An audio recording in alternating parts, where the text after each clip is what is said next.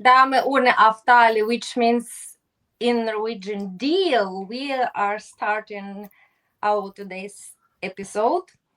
Welcome again, my dear beautiful audience. And today, believe me or not, actually, I'm living in Norway. I've been living here more than less 18 years. Okay, I was traveling a lot, but actually today I figured out that it will be a very special episode because today actually I have my first Norwegian guest. So yeah, so it's very special. Welcome to the show, and the episode title today is my guest is Technology, Purpose and Future Ready Leadership, a conversation with Chris Hovde. Welcome to the show. Thank you very much. Really look forward to this conversation. Thank you so much, especially on Friday evening. Believe me or not, we've been discussing already with Chris. It's actually summer. It's Norwegian summer, even in the area where I live. And we have much joking about 45 minutes of the summer. But actually, I've been joking, we have already 3 hours. And wow, and it's just the beginning, probably. But still, we are so committed. Me and Chris, I'm so happy. I thanked him that he said yes to participate in Friday evening when it's light, when it's warm, still sitting here and like kind of still cooking the brain, but just a little bit. Still, so to all of us change makers, welcome back to Diversity is the Game Changer, the podcast where we dive into bold conversation about how inclusion, diverse thinking, and being unapologetically human are reshaping our world for the better. And let me introduce you to someone who is not only walking the talk, but reshaping the path entirely. Chris, as I have already mentioned. Chris is a passionate, purpose-driven leader on a mission to make people and tech co-create a regenerative future. He has held executive human resources and leadership roles in major companies like Telia, IKEA, Varner Group, and was also the CEO of Balder, a healthcare clinic in Oslo. If my pronunciation something, It's yeah, good. It's good. something summer influence today and this temperature and weather. So you just give me a note. As a chair Future Leaders Global and a board member of HR Norge, Chris is influencing how the next generation thinks about leadership, inclusion, and collaboration. With 2 master's degrees, one in digital transformation and another in executive leadership, Chris blends academic domain with real-world experience. So he is one of the kind of the leader who asks, how do we help people truly thrive? So welcome to the show again. Thank you. And what an introduction. I'm like, who's this guy? Okay, you can contact me, reach out to me first, and I can introduce. Yeah, Yeah. that's Okay, great. amazing. But before actually this guy have earned all these accolades and accomplished already so much, being so young and beautiful still. So we are going a little bit backwards, and we are going to childhood and its long-lasting echo in impact on the Chris we have described now. So please, let's go back a little bit when it all started. How was your childhood? And of course, how the childhood's mind and your bringing shaped the person you have become today. Thank you.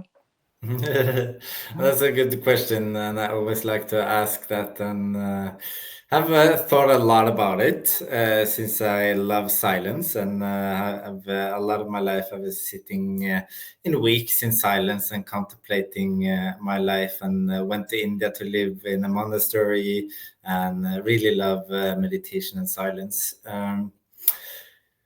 Where should I start? I think if I just sum up my childhood a bit, we have moved a lot inside the country. So I like to call myself a kind of wandering Norwegian. We have moved every kind of 6, 7 years to a new city. And when you're young, you're not able to then travel back maybe to your friends and so on. So it's always then starting over, starting over, starting over. So I think that has made me really adaptable, but also in a bit of my life, a bit not so grounded anywhere. But then eventually when I grew old, I also kind of got comfortable in being basically grounded in that my home is where my heart is. And it might be a cliche for others, but it really resonates and feels true for me. So when I've been working internationally, when I'm now in a different city in Norway, I'm like comfortable, and it almost just feels like a bus ride from home anywhere I am. And I feel home, basically. So that also has made me have more in common with people who have moved across all over the world, because of the kind of not so rootedness, having diverse group of friends all over the country and now also all over the world. So both minorities and refugees or whatever, I have a lot of friends that I feel I have more in common than Norwegians who have been living in the same city for their whole life and have the same friends and so on. Then I had a really rough childhood, so that has made me resilient. I had a violent home, both physically and mentally. And then, unfortunately, how the psychology goes, I also repeated that a couple of times in unhealthy relationships when I was older myself. Luckily, I've been able to break out of that pattern now when I'm older, and have a really safe, healthy, thriving relationship with two grown-up people that know how to communicate and know how to treat each other, and boundaries and healthy communication and care and empathy and patience and so on. So that's probably one of the biggest accomplishments I have achieved in my life. And then we were many siblings, so we are 5 all in all, plus 2 that my father had afterwards. So that's also big to be a Norwegian family. So also thrive around people, and I love to be part of teams, and seeing the community part, I think is important to me as well. Wow, what a deep and touching story. Of course, I can relate Norm to my childhood. Probably not that number of siblings, but also quite traumatic experience, which I didn't know before I started getting therapy. Actually, I was on the same patterns, or even how sometimes psychology explain to you, Valeria, you have this railway, huge or highway in your head, like you used to drive, or the role models used to drive this highway. You just copy that and the whole your life. But of course, it's kind of much easier and safer because it's just one thing you experience. But to start building your just small, like first of all pedestrian way, and then a little bit bigger, and to take another route, it's really, it takes so much efforts, right? And I'm so happy that you could break out from that and of course it's the most important accomplishment, because at the end of the day, like you said, your place, the most important place where your heart is. Yes, because when we attach the minds of mindfulness, actually, and we know that only 1 minute we live, experience something, it's moment here and right now, it's about full presence, right? Then of course it should be like that, that it doesn't matter actually the place where you are, you have to be there and make it your home, because your heart and body, like embodiment, right? So it's here and now. It doesn't exist like previous and future things, but maybe we are already jumping actually in the level of the awareness like this. Yeah. But I hope the people who's actually following my podcast, we've been discussing that every single time, so they kind of already know what we are talking about. But I'm so grateful, thankful to you that you have shared this boldly and honestly, your story about your childhood. And we know we kind of all from childhood, right? And just the question when we actually have to face it and do something with that, right? Because many people actually they repeat the whole life and they go the same patterns, and it's a sad story. And I'm happy to understand that you kind of felt and still feel that or you could already put it in that way, that actually everything what has happened to you also have a very nice strength, and it's like you could transform it because it gave you adaptability, right? So because you traveled so much, so even now being in Norway, you kind of was prepared in grown up life actually, and travel and use it for the as your strength, as your competitive advantage, right? So actually we can go further on this diversity, which you already mentioned, and you have experienced that.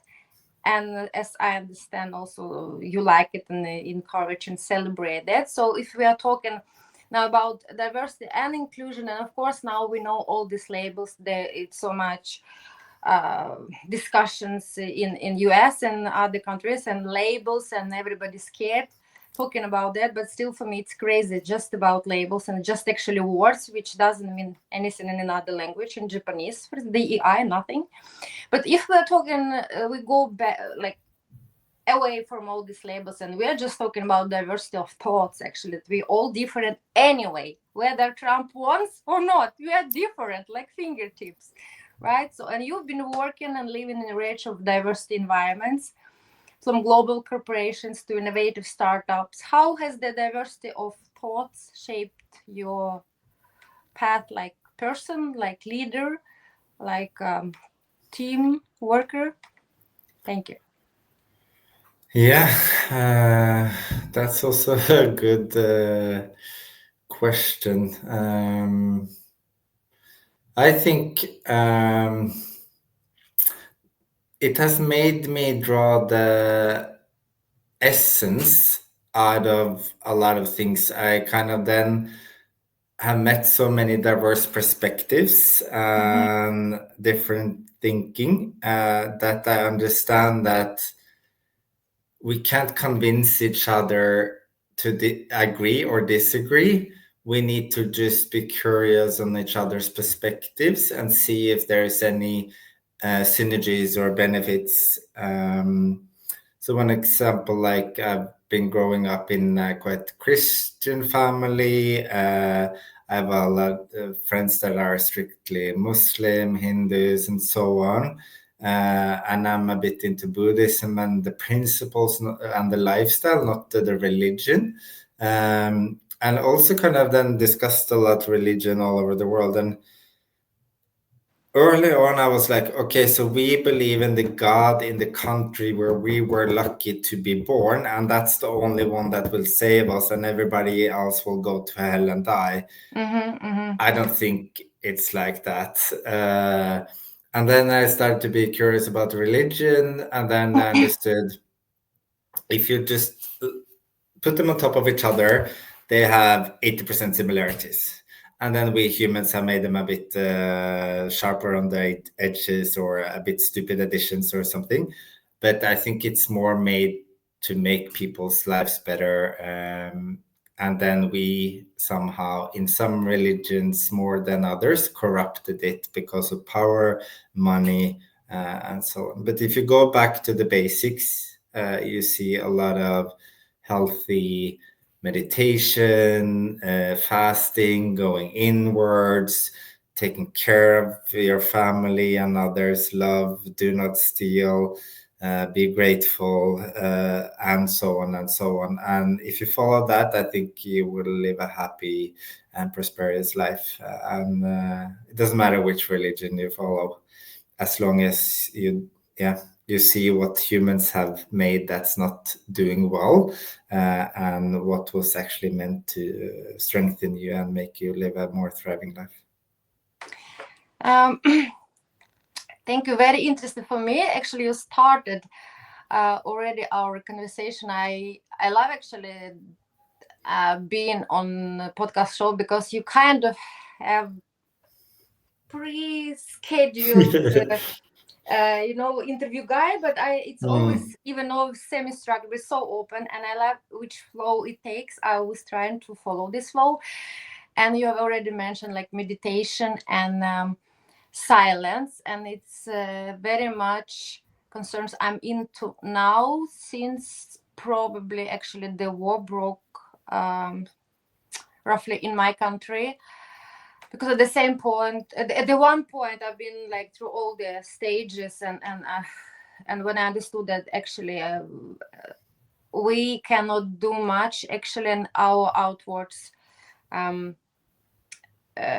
influence sometimes, or I mean, you cannot control that. You just can control, even not control, but to be aware of what happens inside you and actually train your approach, right?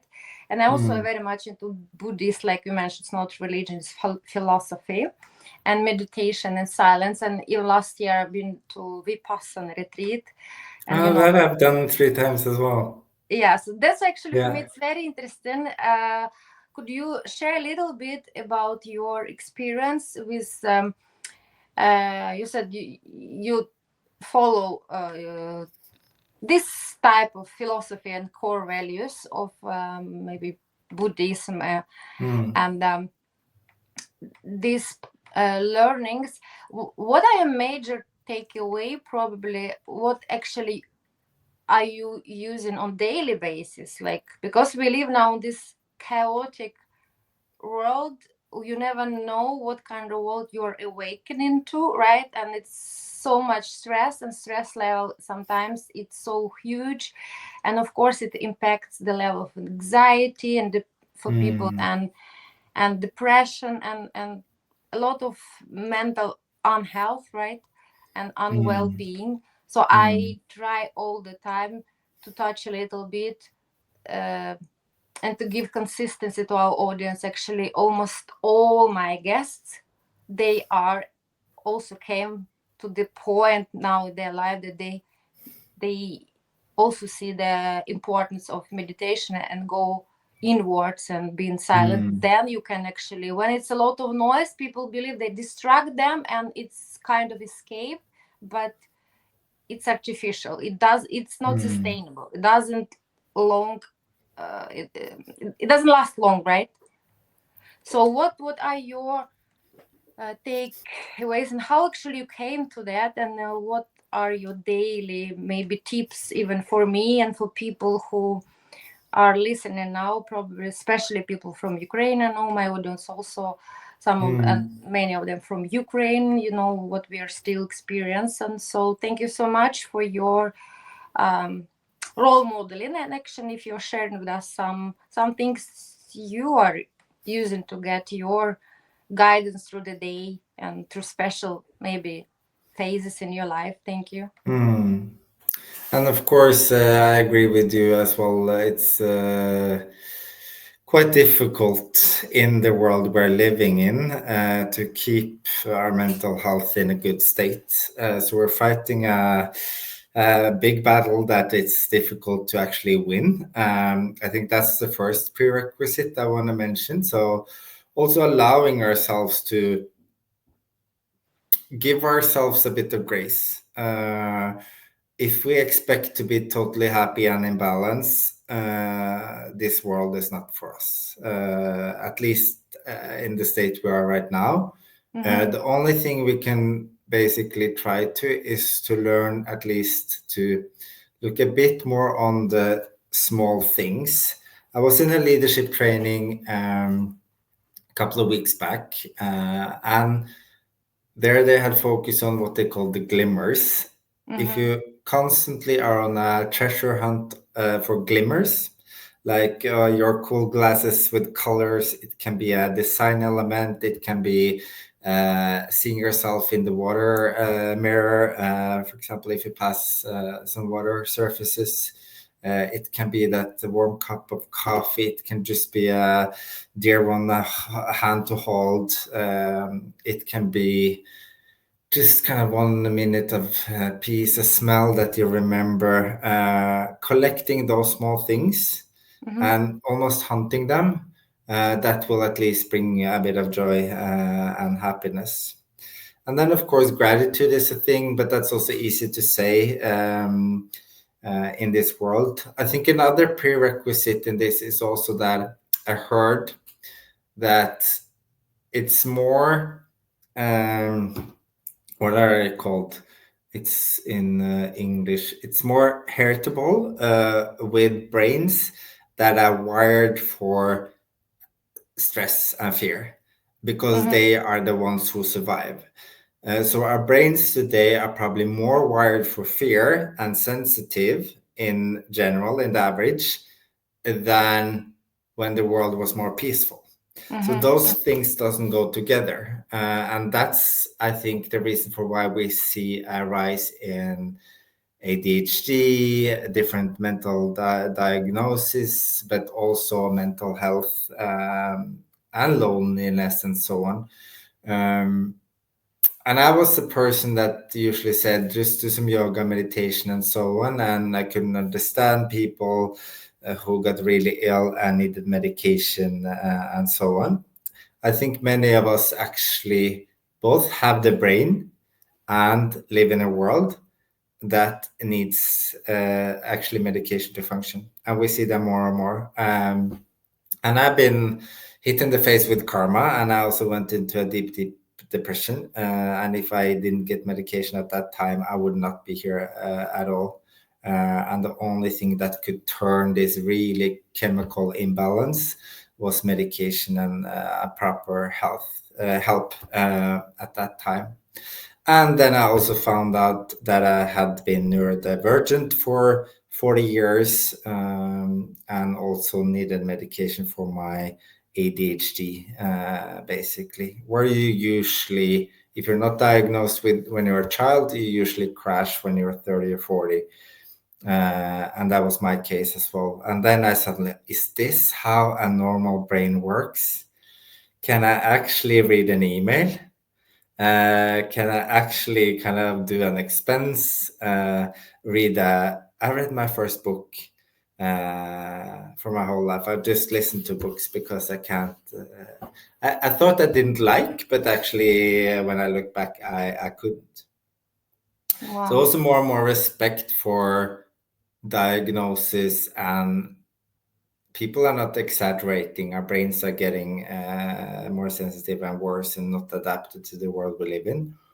And we can't just live in another world. So then we also need to get the tools, the tricks, and not everything is solved with meditation, yoga, or a smoothie, which I was thinking for many, many years. So living in the both, do as much as you can to get healthy habits, but also don't wait 30, 40 years before you actually maybe do an assessment, and maybe you need some support with medication or supplements and so on as well. Wow, what a powerful message. I immensely appreciate your being so boldly honest. Actually, it's my path, my advocacy. I started my podcast being in mental institution, or how we call it in Norway, DPS, So my very first one, it was in pajamas, and actually I was a guest, and I have my best friend now, he's my podcast guru, and he said, Valeria, but you have so special, I don't know, calling in your side, inside and energy. You have to help people and share your story, because we need more and more authenticity because of social media. Everybody believes that life is so look like curated, filter masked pictures, which actually it's everything. It's not true, because otherwise why we have to take 100 pictures just to post one, right? Because then you are taking the absolutely unreal delusional projection of actually even the moment when it was taken. So we need more and more. We are craving, especially young generation, they kind of in shock. They are bombarded with so much information, and what it's true, what it's not true. So I can totally relate. And about also therapeutic way and medication, I support 100%, because I'm the same case. I have OCD, And my first severe episode was many years ago. And okay, I made in Soviet. It also took me so many months even to recognize, to acknowledge to myself, because it was huge, a shamefulness to even to put it in my thoughts, and the most important talk we have, it's on daily basis, it's our talk with ourselves, right? And first, when you agree with yourself inside, then you can from that place start acting. And for me it took so much energy and health on resistance, because I believe, no, it was even to pronounce, to put it like, to set in this like sentence that it's already was like the picture from childhood, and this in good Norwegian galihus or something, in like houses for crazy people, right? And in Ukraine and in Russia it was like just this absolutely scary places.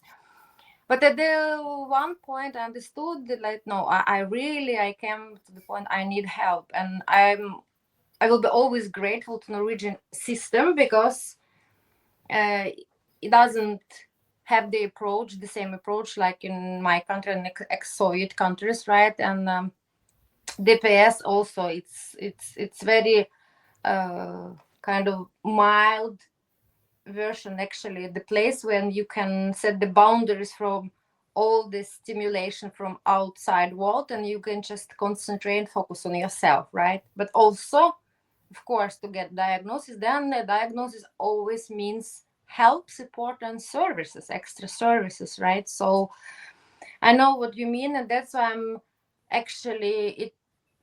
Since then, I've been always obedient, kind of patient, and I got a lot of techniques how to basically dress or train my brain, what I'm going to do with my intrusive thoughts.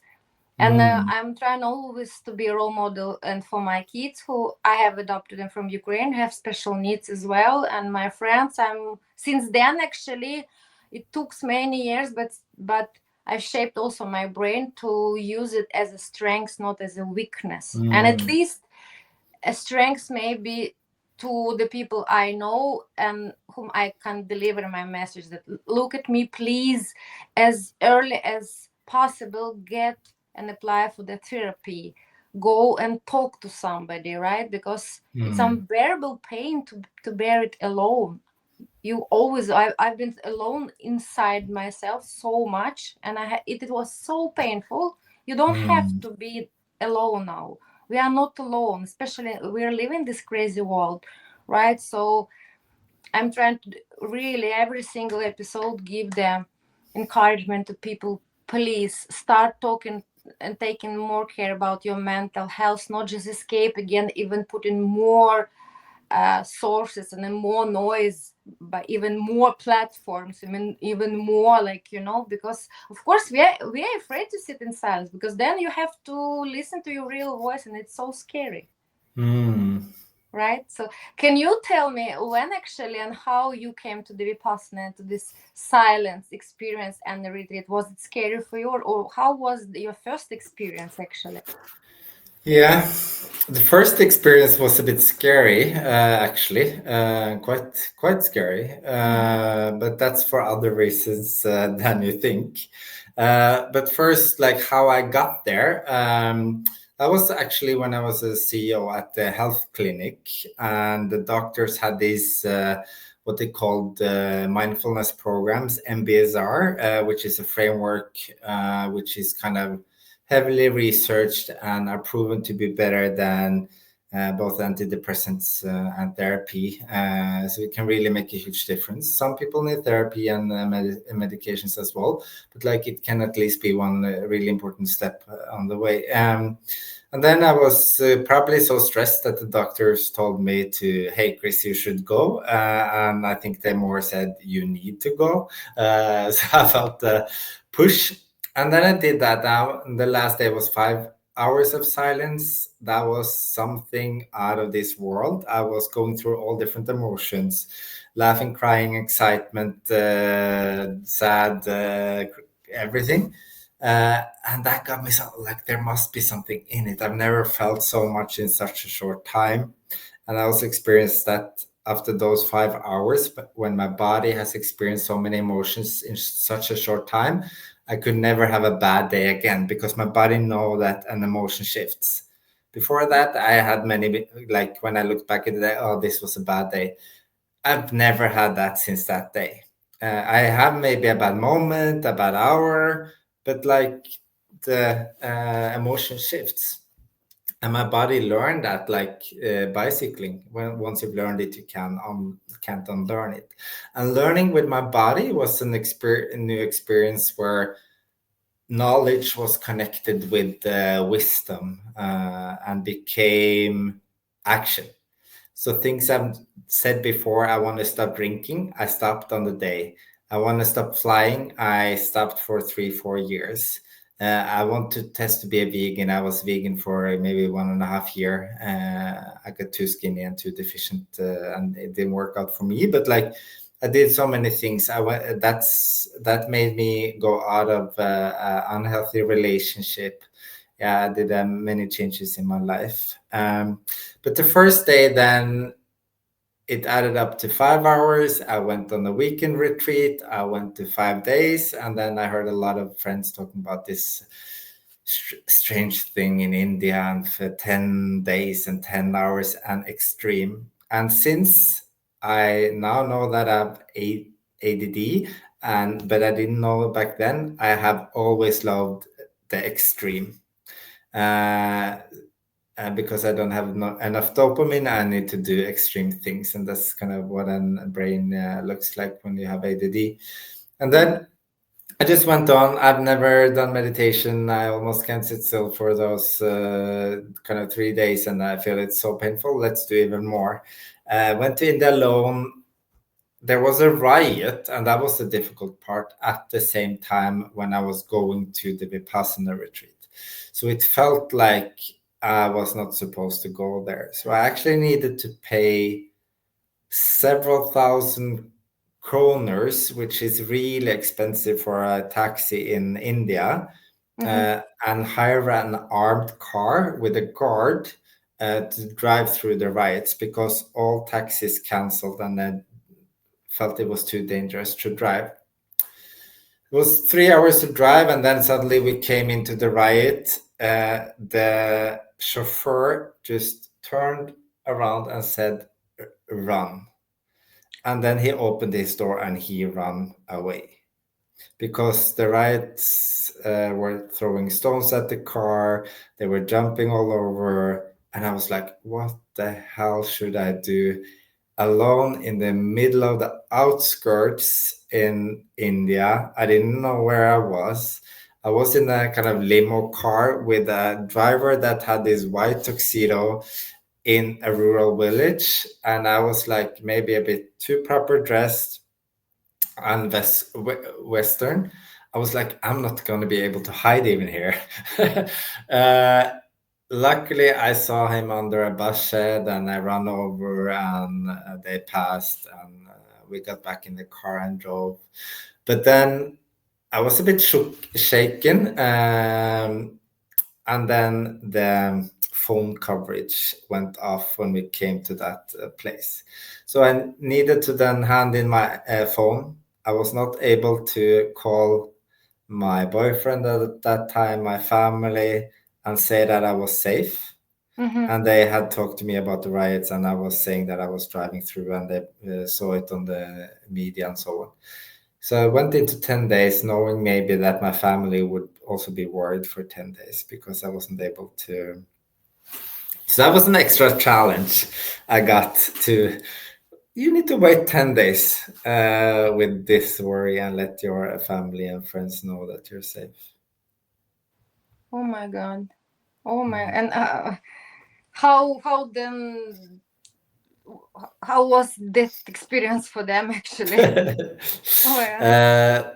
I think they thought everything. I think almost they thought everything was all right since I didn't call. Yeah. When was it? When was it?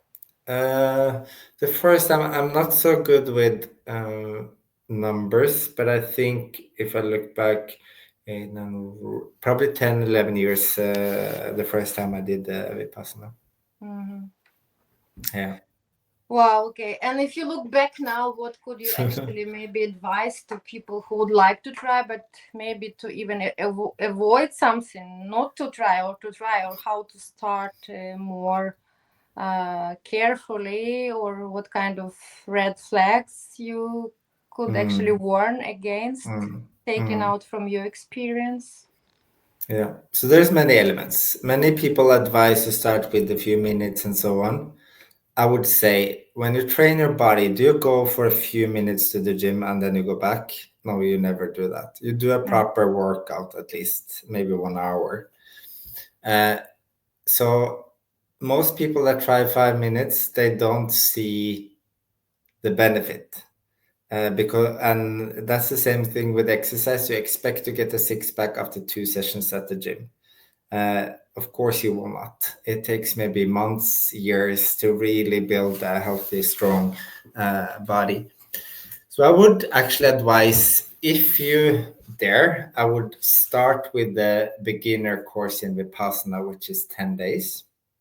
And that's the starting point. Just start there and throw yourself into it. And I think Vipassana is good because it's basically radical silence. Back to religion, we have made meditation a product that people just twist in different ways so they can get money out of it. Guided meditation is just disturbance, so it can feel good for you and they can make money.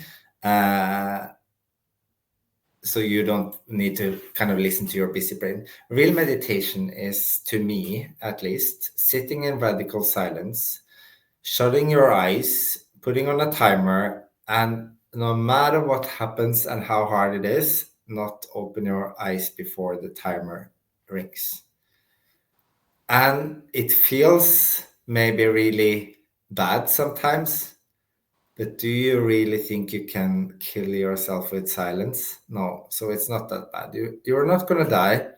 Just try to sit through the silence. And my experience is then, and I like this analogy, that if you have your brain and think of it as a dirty glass of water, if you shake it all the time, like we do, as you said, with social media, input, notifications, news, war, the water will always be dirty. We can think clear, we can take good decisions for ourselves, create healthy habits.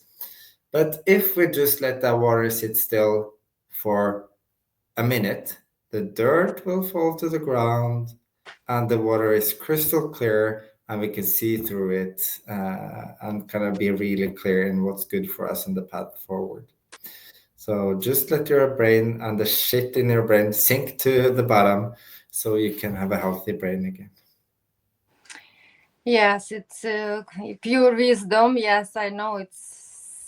I've heard, of course, from Buddhist philosophy, and the same ripple, like if you have thrown the stones in the lake, right, and all these people, then you cannot actually see the bottom. But just when water is calm and not disturbed, you can see the bottom. Yes. Thank you so much for your really actually deep feedback and reflections on the subject, which is actually profoundly interesting for me now. I am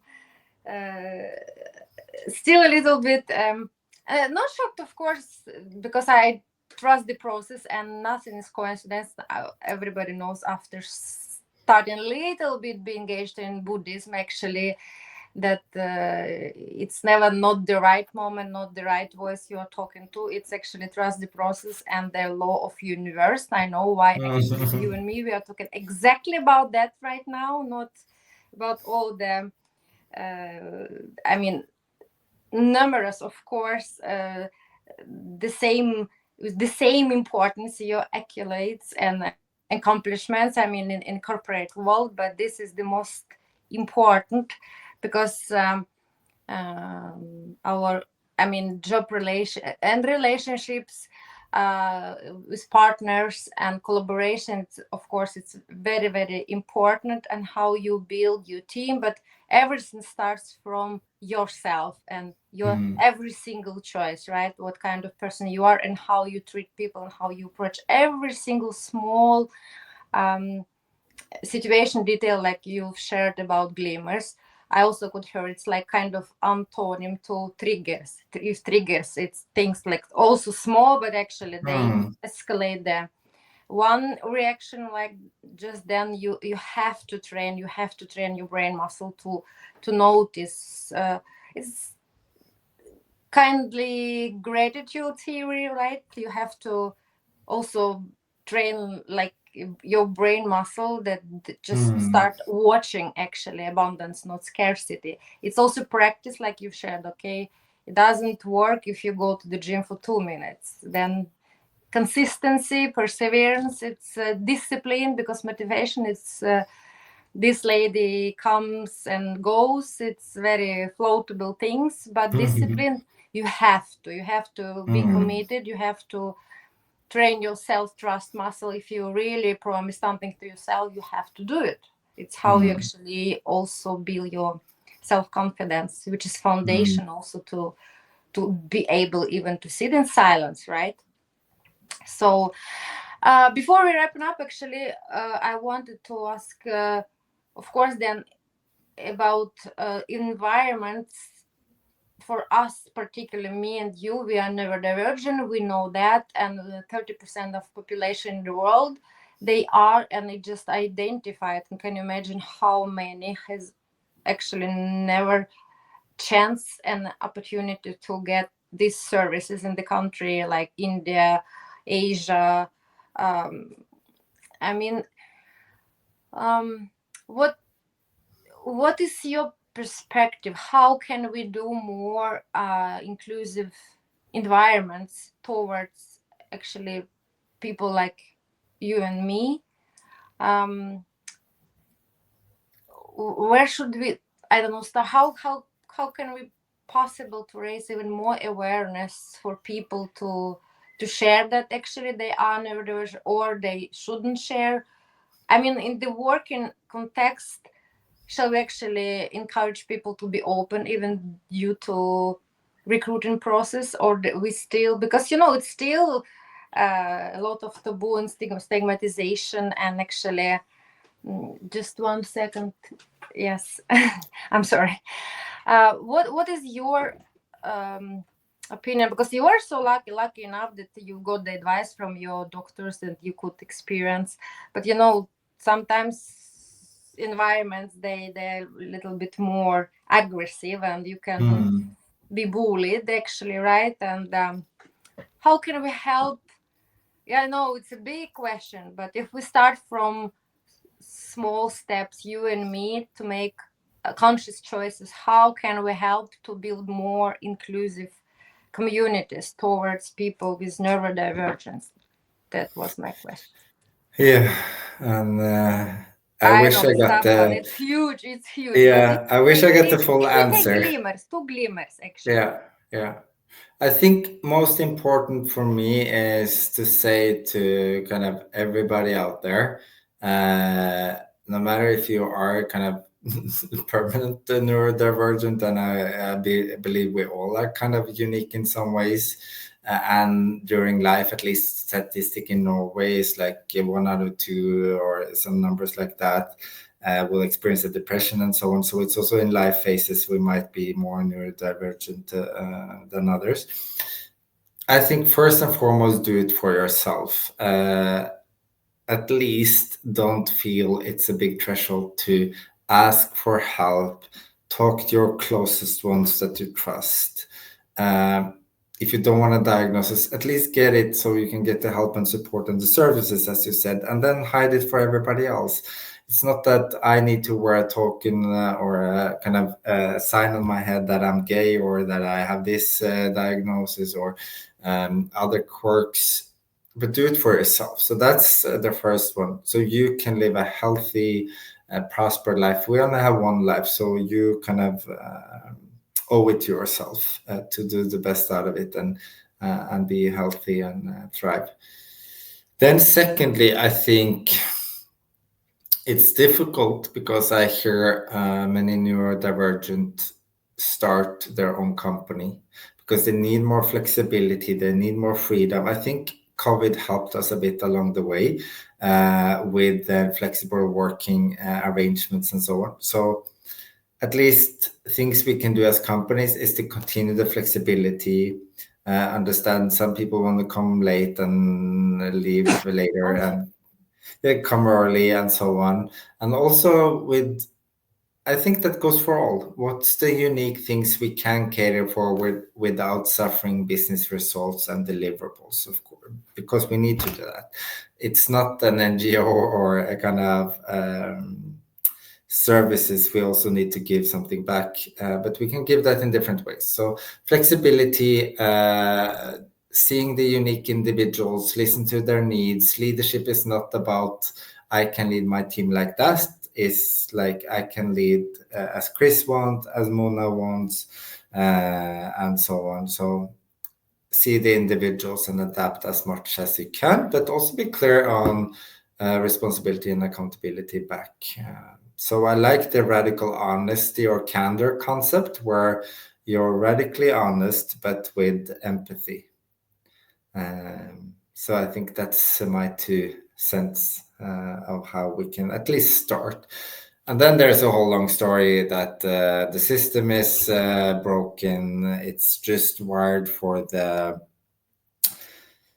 healthy, energized, young, middle-aged man who's fully functional, or what we call normal in today's society. Yeah, I want to also sacrifice their whole life for a job. Okay. So we have some. Yeah, I've seen many of them. Oh, okay. But it's not that everybody is like that. So we need a system that has room and is big enough to make everybody fit in. And I heard this amazing story on LinkedIn, or I read it yesterday, where a person who had, I think it was ALS, which my mother also got, and she died in December. That's why I may be connected a bit, but he had only 20% breathing capability left. He was completely bound to his wheelchair, could only move a mouse stick with his mouth, but he's a CEO and leading an organization with more than 1,000 people. So kind of when you have so much capability, when maybe people would say you're close to kind of 20%, and you can do that, then I think we can all be inspired to do a lot, even though we have different neurodivergencies or different, I would say, less privileges than others. Yeah, it's also a bit back to what you say.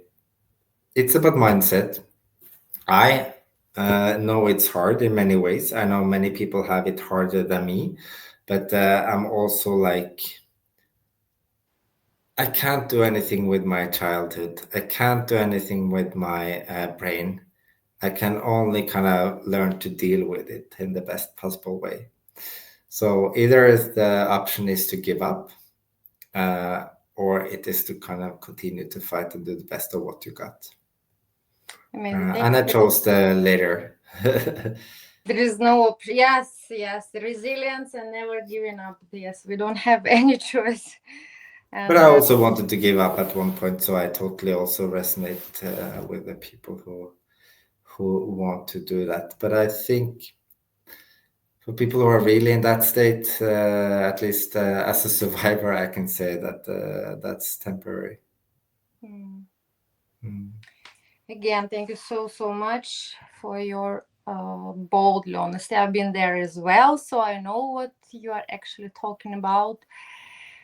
And what other option? It's I'm happy that you and me, we are fighters, and that's why actually maybe we're here, and this is our destiny to be role models for others who like you mentioned, also go through much adversity, but still we can show them that it's everything impermanent, right?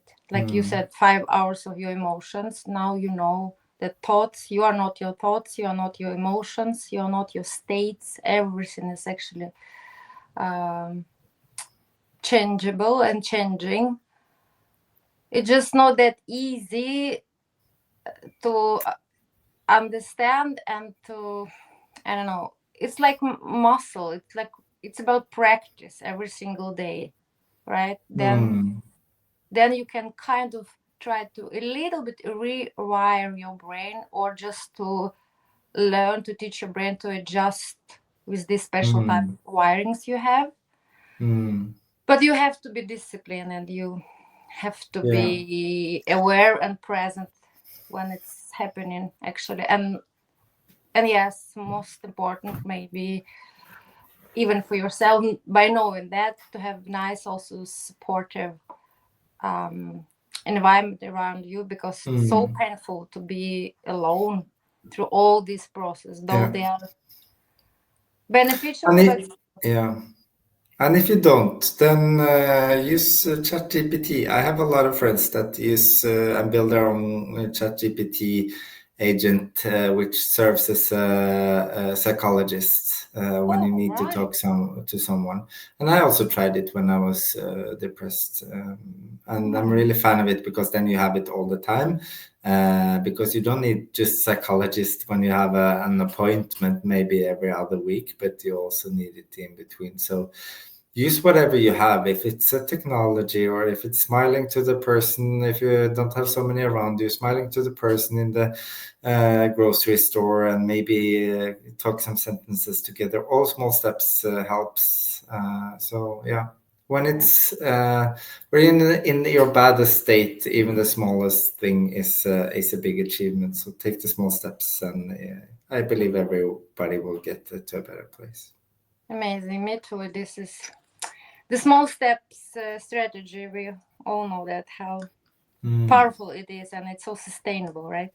My absolutely last question before we say goodbye for now, at least. So I have a joke. We start from a childhood and a little bit, not all child about fairy tale, but you see, I have my entourage. This is my vice president, you see.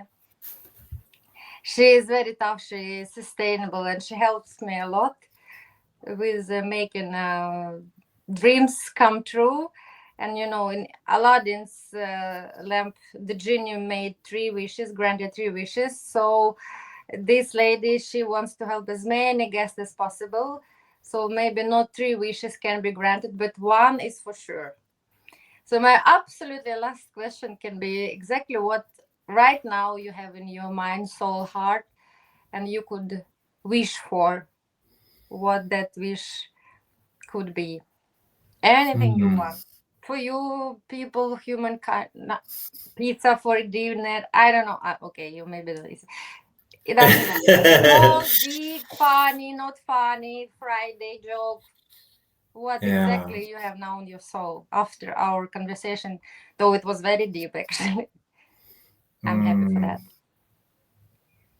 I'm a bit maybe ending up with, because we have talked about a lot about the serious things, and but you also started with, I've also lived an extremely amazing life, rich experiences, have had an really exciting and challenging career, met some amazing, brilliant, warm-hearted people, and an experience. So I think what I want to leave with is, I think, the duality of life. If you accept that, I early on said, in not so nice words, life is 50% shitty and 50% happiness. So if you set the bar like that, and then my wish is for people to maybe lower their expectations, accept that life is pain and suffering, and fun and happiness in a good mix, and probably a bit 50-50. So I wish for people to lower their expectations, accept what life is, and try to do our as best as we can. I think that will bring more happy lives instead of striving to be happy all the time, because then you will forever be unhappy because the expectations are too high and not realistic. Wow, really, really wise wish. I'm joining, and actually very nice reminding and advice for myself. So again, thank you so much for this wise path you have been sharing with us today, due to actually very rich lifetime path you have been experience. So I'm so happy that actually we, even Friday, even like summer mood, maybe I was actually tuned on a little bit more like, surface conversation, but I'm so happy that I'm trying also to be adaptable and flexible, and to go with the flow and see where this flow takes me. And I also trust now more and more in not micromanagement, right? Because then you don't need also to fight with your expectations. If I had one expectation going so inside this episode, and now suddenly, so it was like more restrained. But I'm so happy it was that deep conversation. And so I wish, of course, much luck with all your projects. Thank you.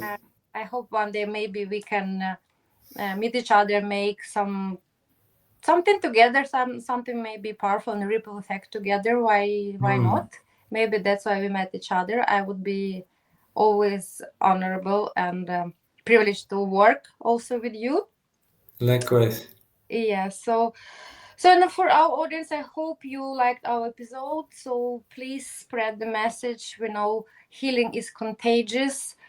And look at us, look at our guest today. What the beautiful diversified story in all possible angles, which I'm happy to share.